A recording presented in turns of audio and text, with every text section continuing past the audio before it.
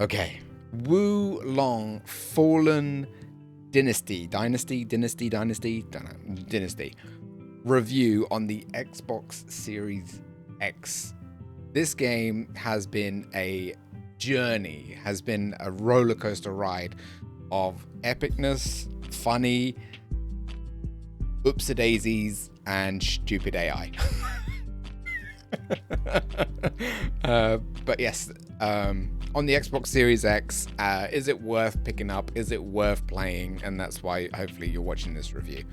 We do have a lovely page of notes to go through, but we do not break tradition.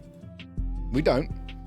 We go through the exact same template that we go through with every other review, because it's the best way to make it fair. So the very first thing that we're going to look at, choice of music used, i.e. the soundtrack, because music to me is a massive thing.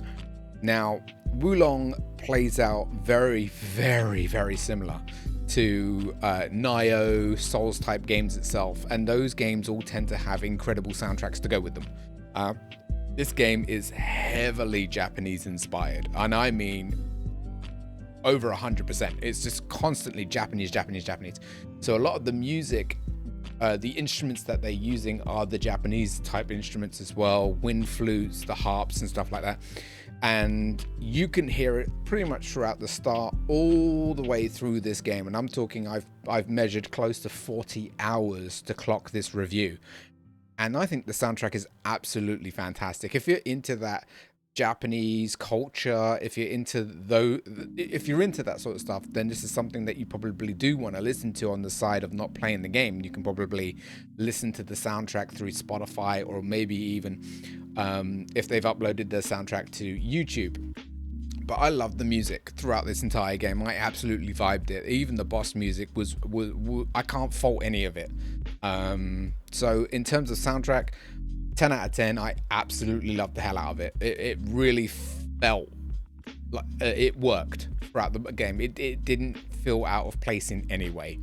The effects and the voice acting kind of comes under the same sort of concept. Again, the voice actors all felt extremely Japanese. I do think that one of the voice actors may even be Virgil from Devil May Cry, his voice actor, because one of the NPCs keeps repeating some of the lines that Virgil says in Devil May Cry. But all the voice acting, again, flawless. Couldn't fault any of it. There was one really annoying guy though, but he only wound me up because he was a bit of a dick. He was a bit wacky, a bit loony in certain situations that were way more serious and dire. But yeah, in terms of anything audio related, soundtrack, and even the voice acting, absolutely magnificent, very well done. They could have probably done a little bit more work to set the scene of the voice acting, because in some areas you're in an open forest, and the voice acting was very loud and very crisp, and it definitely, you could tell that it was being done by, like voice studios where they're in those boxes and they're talking. So I don't know how to word it, because I've never really talked about this in any of my reviews. They needed the voice acting to fit the atmosphere and the surroundings that they were in, if that makes sense. Because the majority of the time it's like they all had microphones and it was really loud and really crisp. But that's me nitpicking, to be completely honest. But in terms of the weapon noises, the spells that were usable throughout the game itself, everything like that, 100% happy with. Graphics, texturing, and weather effects. The graphics in this game was a lot of the cutscenes had me just staring. They were beautiful, very, again, Japanese, with the color schemes that they were using, the outfits that the females were in as well. They were very pretty, very long dresses, very respectful and honorable sort of outfits. The samurais were all wearing really cool looking gear, and I mean really cool looking gear. And luckily the game had transmogging, so if you had certain gear that you really enjoyed wearing, you could transmog some of your items to always look the same if you wanted that whole gear set. And it was, oh god.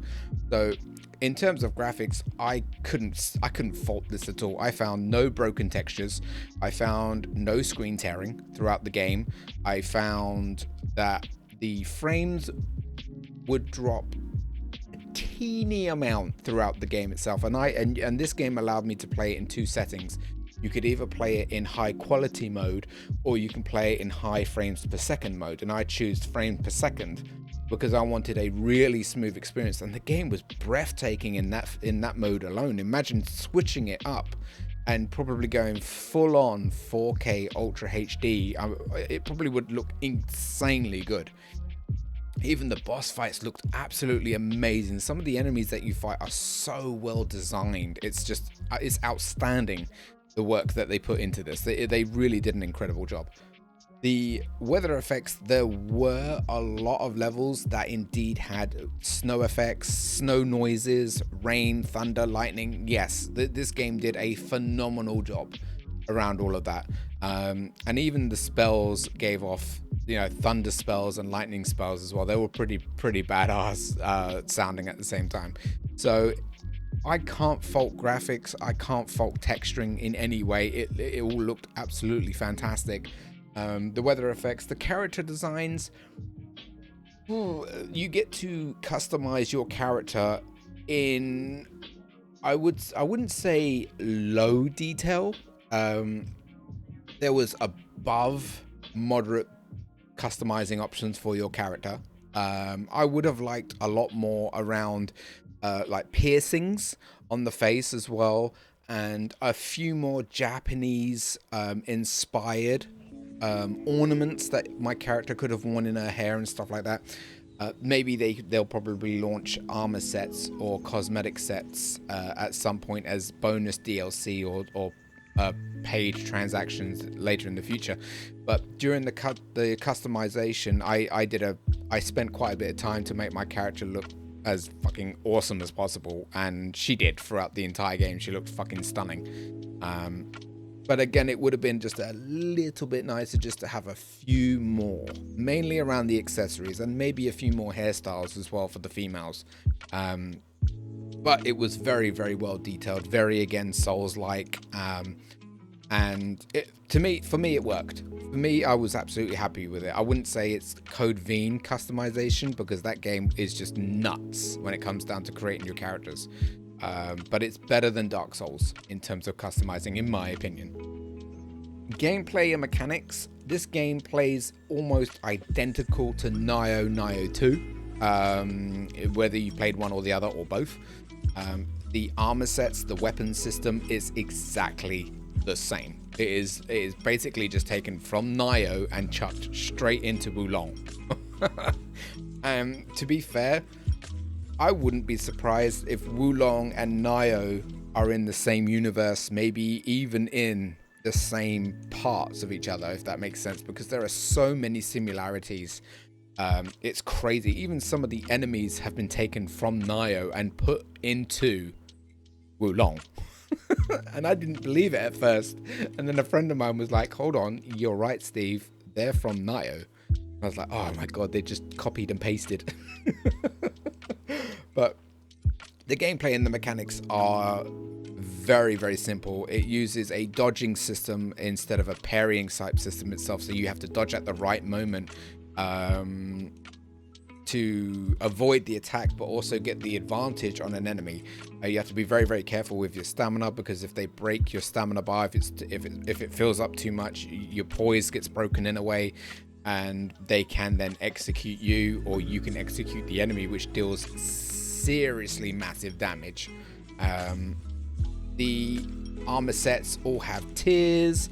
They all have customizable gems as well, where if you're not happy with certain stats, you can take them out at the blacksmithing and replace them with certain ones that you've already found. I love that feature. I thought that was a great feature, but they in my opinion, needed to give back more gems to the player so they can remove to do even more. I broke down so many pieces of armor and got nothing other than just either metal or leatherback, and a lot of the gems or the sockets that I really wanted from those armor sets to carry over all got destroyed, and it just sucks. But yeah, it's Nioh, and if you're a fan of Nioh, I think you're going to be a big fan of Wulong, I'm not going to lie.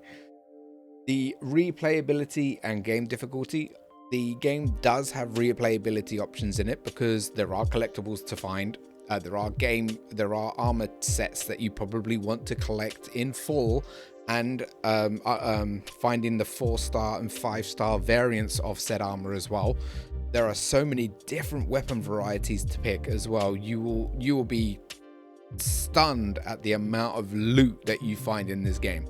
Yes, you will end up breaking down the majority of it for either metal scraps or leather scraps to upgrade what you're already using, but this game has a massive variety of stuff that you can get.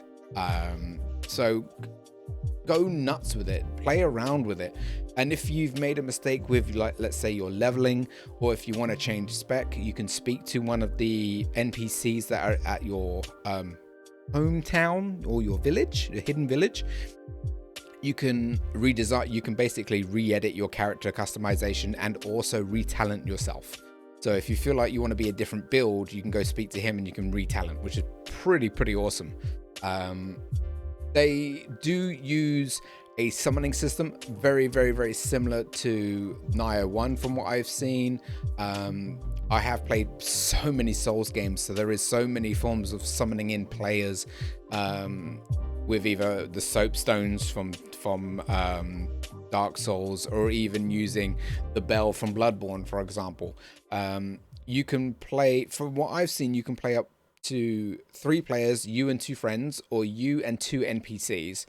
But I warn you massively that the intelligence of the NPCs in this game is beyond a joke. It's fucking awful. It's dreadful. They will yeet themselves off cliffs. They will stand still and take damage from enemies and from elemental attacks, or fucking stand in a blazing pit of fire and won't move until they get knocked.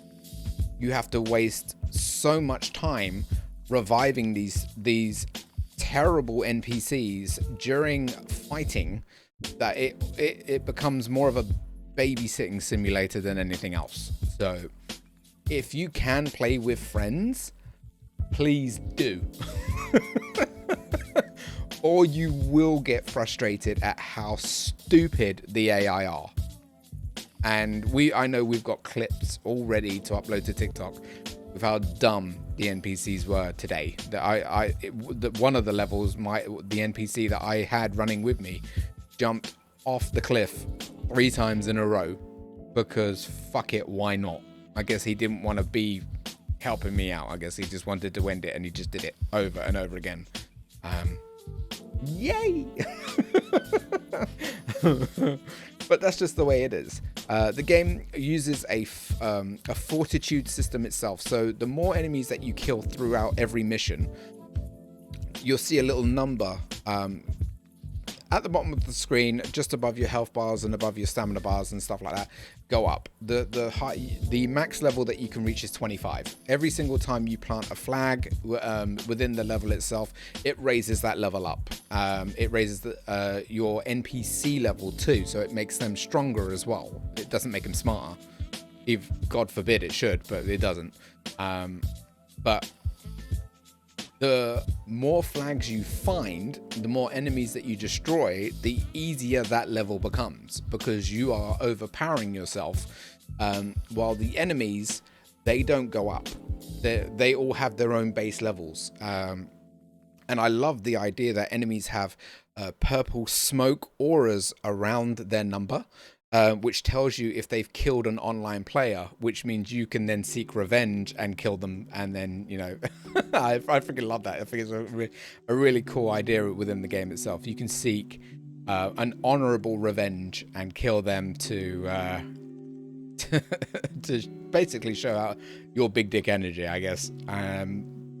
You can also see death flags or around. Again, you see this so often in the Nioh franchise itself, and you can see who the player was that died, who killed them, and that can sometimes give you a heads up of what's around the corner before you run around and get your head smashed in.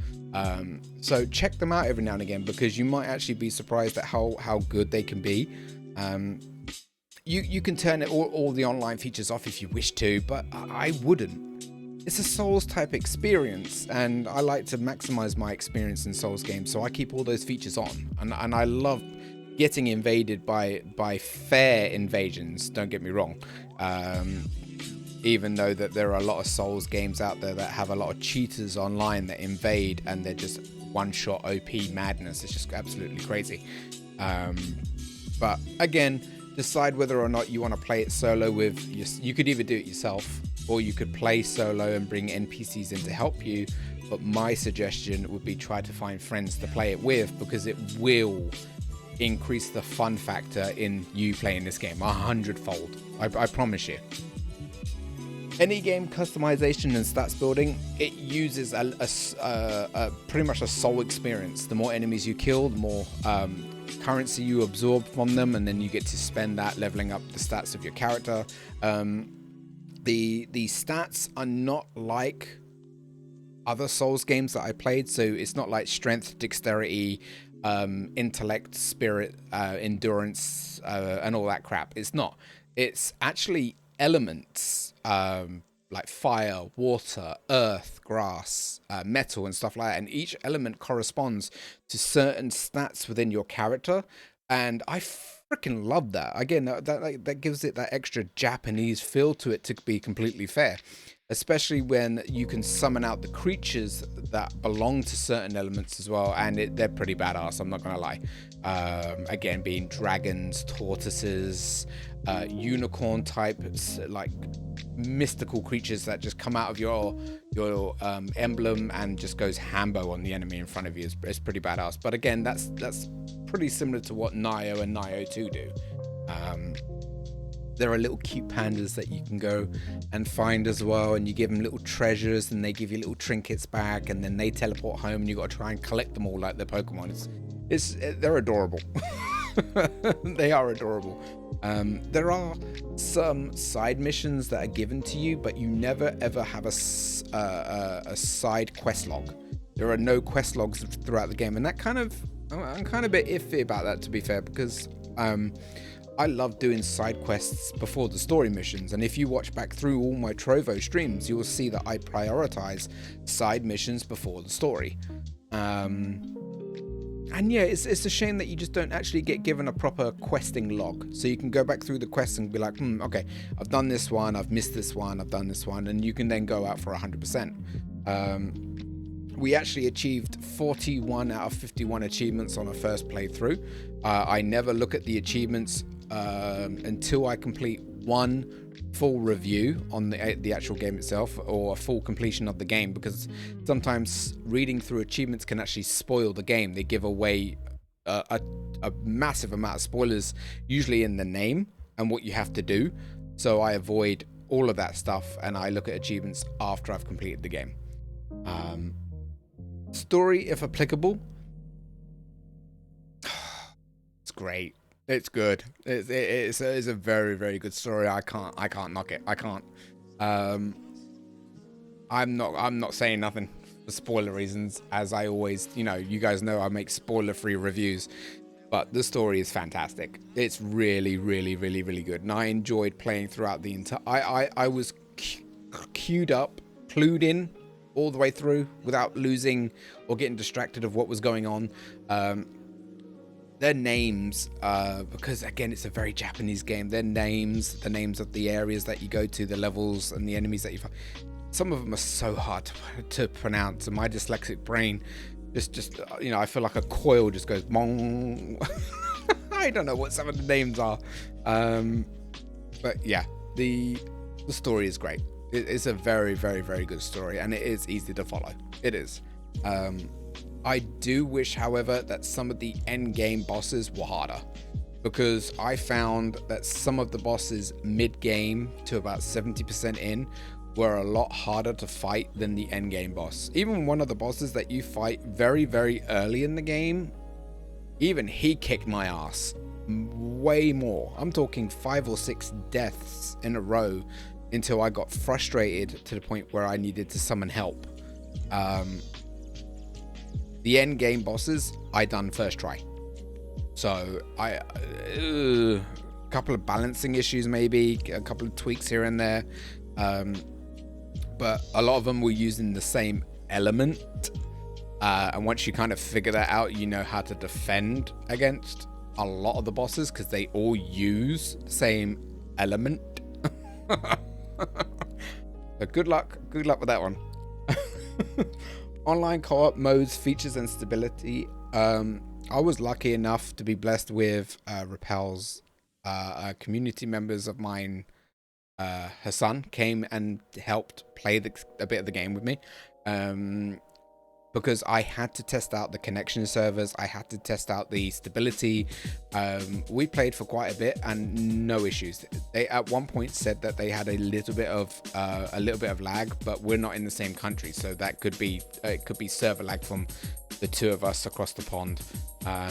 But it was very, very quick. It was very efficient, and it worked without hiccups. So, yay! Purchase price versus digital price and value of content.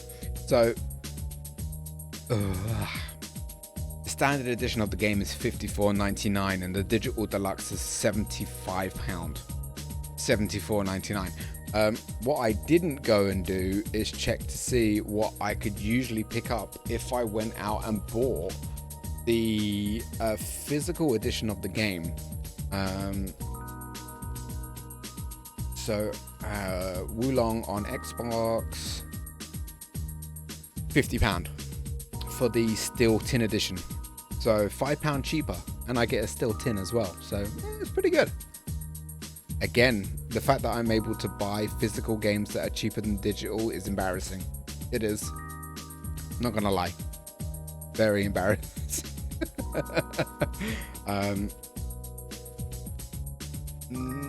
Yeah, if I was a collector, I would have, and a massive Souls fan, I probably would have bought the Steel Tin edition. I'm not gonna lie, but I was lucky enough that the game landed on Xbox Game Pass, so I got to review and experience this incredible game without the worries and the fear of losing money.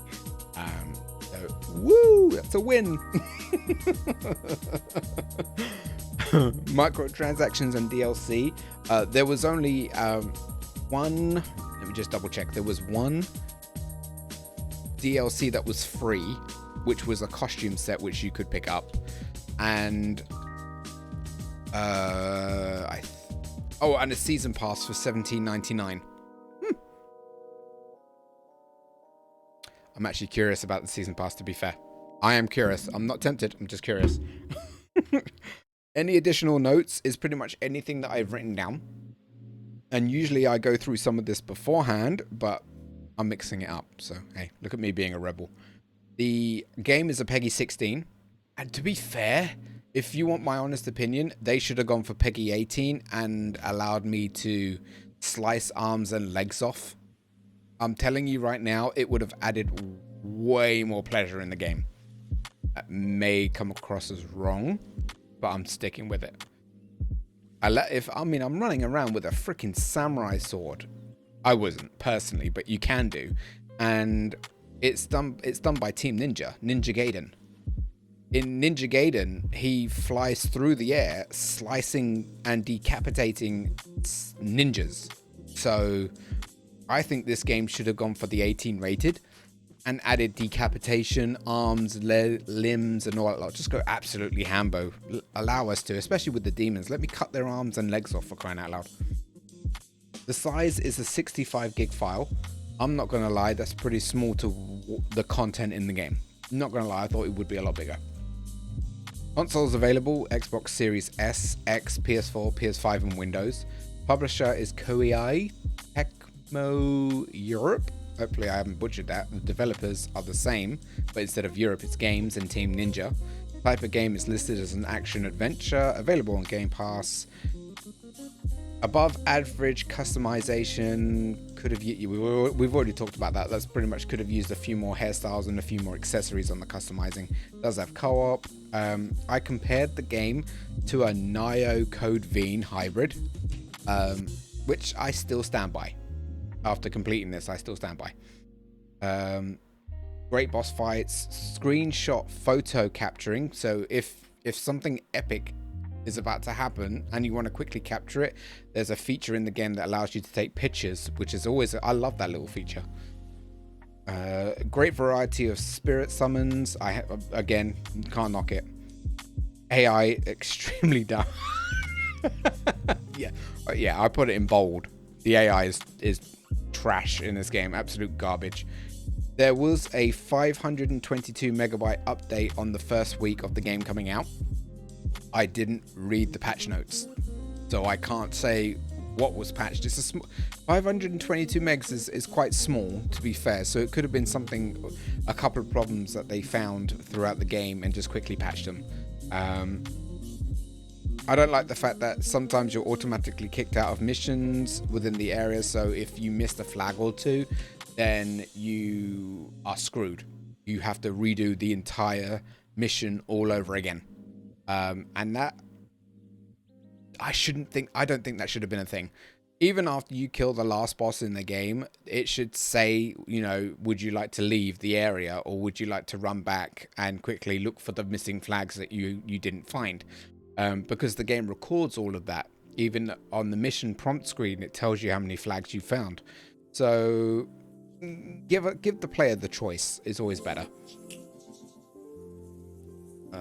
Would have been nice to have more breakable secret areas and also traps in the game. From what I recall, there are no traps in the game. There are some enemies that are strategically placed to try and knock you off ledges and to pretty much kill you if you don't realize that they're there, but I wouldn't say that's a trap. That's more of an ambush. Not being able to pet or feed the pandas.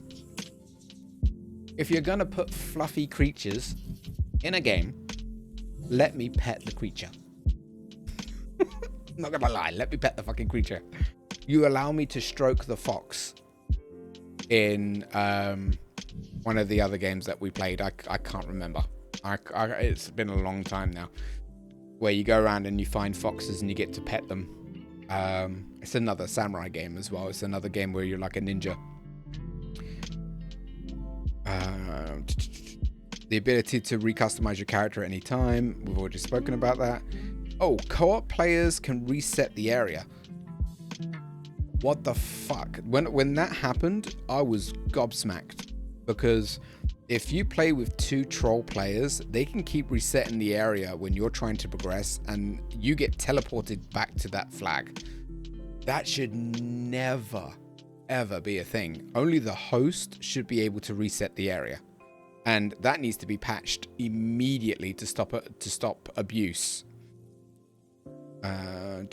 We did break one of the missions. We had a black screen. God knows how we fucking did it, but all we saw was our teammates' name and number and a black screen. We saw them running around, but we couldn't see nothing. It was pitch black. So definitely broke one of the lobbies. No side quest log. Cutscenes are stunning. We've had 3 game freezes, and I'm not talking about a small stutter. The entire game froze for like 3 to 5 seconds and then unfroze. And I was like, wait, what? I don't know what causes it, but that needs to be analyzed and then patched as fast as possible. Transmogging gear is fun. Fucking transmogging gear is awesome, to be fair, because if, like I said, if you find a really cool armor set, you can transmog the gear that you're wearing into that set. This is very, very, very important, and I've written it with 2 asterisks because I do want to talk about it because I think it's very important. There needs to be, and there should have been, more strong female lead characters in that game. There is only one female companion that you can have throughout the entire game. The rest are all male. And this might not come up in a lot of reviews, but I'm bringing it up. In a game like this, there should have been some very strong female warriors that could support you in your game, just as there was so many strong male, pretty much a list of fucking men that you could have picked, and that's not good enough. I'm sorry if it doesn't fit the game, and I'm sorry if it's like, well, it doesn't fit the culture of the game. I don't care. I don't. You put one female character that can follow you around, who was feather tiered, like light clothing, and she was using magic. Why couldn't there have been strong female warriors as well that could have joined you on your mission as well, just like there were strong men? To me, I'm sorry, it is impacting the review score, and it is impacting the game review itself, because I felt that was a massive missed opportunity. Just my opinion. At the end of the day, you can agree with me, you can disagree with me all you want, but when you look at all the companions that you can summon in, one's a woman, the rest are all men, and I didn't like that, to be fair. I didn't. That's just me. S-star difficulty unlocks at the end of the game, including 5-star armor and weapons as well. I said it quite a lot of the times throughout the game. Where's the 5-star stuff? It's all locked until you complete the game, and then you do technically New Game Plus. That's where it's all hidden. So that's all my notes. That's everything. So what it boils down to now is value of content. Would I recommend it? Would I suggest it? What would I, would I score it as a review? Do I feel this game is worth £55?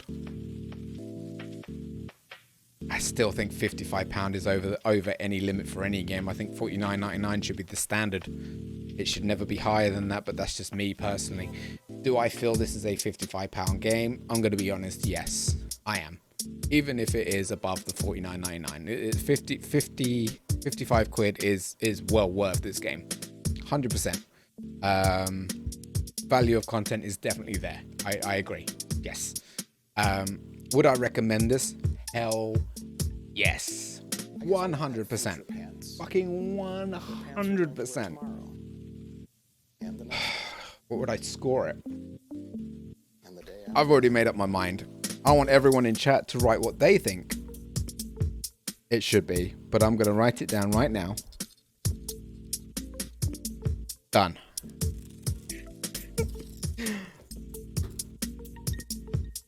I'm happy scoring this game with all the fun that I had in it as well. The biggest point deductor, in my opinion, massive lack in female role characters that's a fucking kick in the teeth, that is, in my opinion. That shouldn't be a thing. The stupid AI ruin a lot of the game. They do. They really do. And that's mainly it. That's mainly the two big things that I have the biggest problem with. Everything else is just me nitpicking. But what's gonna push the point a little bit in favor is the fact that I had so much fun with it. I did. I had so much fun. So I'm happy scoring Wulong Fallen Dynasty I guess we all have future pants. An 8 out of 10. It is an 8 out of 10. It is a solid game. It is a great game. I would recommend it. Give it a go. Knock it out. It's a fucking great game. It is. The two biggest point deductors for me are purely the weakness in female roles and the terrible AI.